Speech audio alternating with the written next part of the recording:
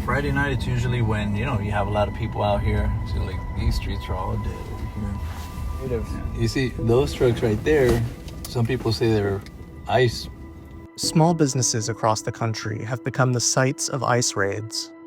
Federal agents in unmarked vehicles and masks seizing boxes of items. Pulled in, as a matter of fact, in a restaurant down the street, and they just raided the place.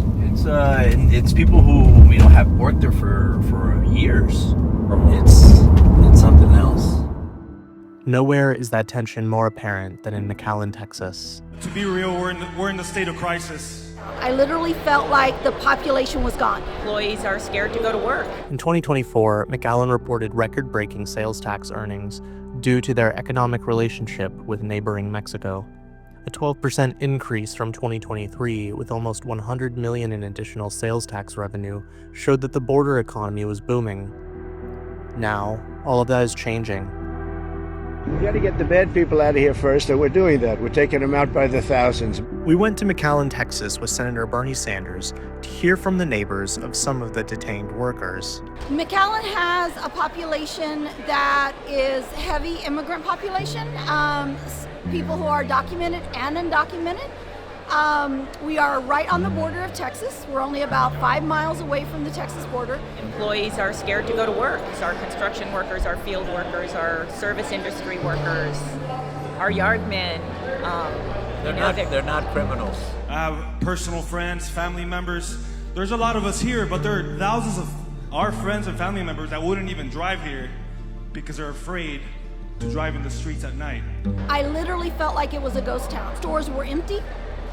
We went in and there's just literally no one shopping. And the shopping in downtown McAllen is part of the livelihood of McAllen. Domestic workers, people that work in a restaurant, they're not showing up to work. Here in the South Texas, we enjoy our pan dulce, sweetbread. And one of my favorite places, it's all Spanish-speaking people. 6, 7 Spanish speakers, all of them. I went a couple weeks ago. There were only 3 workers and they only spoke English. The Budget Lab at Yale University estimates that between 20 and 25 billion in annual federal and state taxes will be lost due to the loss of workers, closure of businesses, and reduced spending habits across the country. In response to Trump's declaration, ICE stated that their quota of 3,000 arrests per day could not be reached without raiding businesses that have been briefly exempted, like restaurants, hotels, and farms. We have fought very hard right now, and we have filed lawsuits to prevent the administration and ICE from detaining people just because of the work that they're doing, the language that they speak, the color of their skin. They're picking up anyone who looks a certain way. The rhetoric they will use is, we're throwing out these violent criminals. Some people say, good, do it.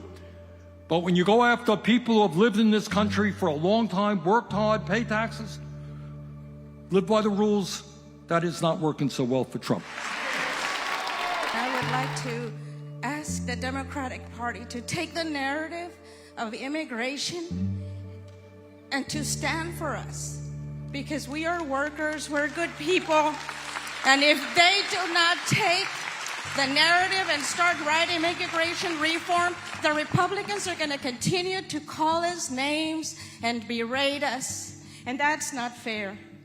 So please tell the Democratic Party to stand up and also take some of the risk along with us.